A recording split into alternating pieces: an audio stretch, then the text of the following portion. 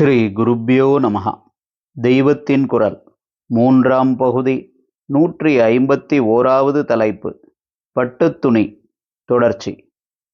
எந்தெந்த உறவுக்காரர்கள் செத்துப்போனால் எத்தனை எத்தனை நாள் அல்லது நாழி தீட்டு, செத்துப்போய் எத்தனையோ நாழி அல்லது நாள் கழித்துத்தான் தகவலே கிடைக்கிறதென்றால் அதுவரை தீட்டு காக்காததற்கு என்ன பிராயஷ்சித்தம் என்கிற ஆசௌச்ச விதிகளும், இதே மாதிரி குழந்தை பிறந்தால் இன்னின்ன பந்துக்களுக்கு இத்தனை நாள் தீட்டு என்கிற சூதக விதிகளும் பக்கம் பக்கமாய் போட்டிருக்கிறது.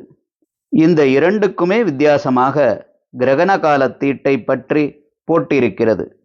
மற்ற தீட்டுக்களில் ஜபம் கூடாது என்றால் கிரகண காலத்திலே ஜபம் பண்ணுவதற்கு வீரியம் அதிகம், அது அபரிமிதமாக பலன் தரும். எந்த தேசத்திலும் இல்லாதபடி ரொம்ப கடுமையாக தீட்டுக்களை, அதிலும் சாவு தீட்டை சொன்ன அதே சாஸ்திரம், ஒரு பிள்ளை விவாக காலத்தில் சங்கல்பம் செய்து கொண்டு கங்கணம் கட்டி கொண்டு விட்டபின் அந்த சடங்கு சேஷஹோமத்தோடு முடிகிற வரையில் அவனுக்கு சொந்த மாதா பிதாக்கள் மரணமடைந்தால் கூட தீட்டு கிடையாது என்றும் சொல்கிறது. இப்படியெல்லாம் விசித்திரமாக ஏகப்பட்டவை போட்டிருக்கிறது. இளநீரை வெண்கல பாத்திரத்தில் வைத்தால் அது கள்ளுக்கு சமமாகிவிடும்.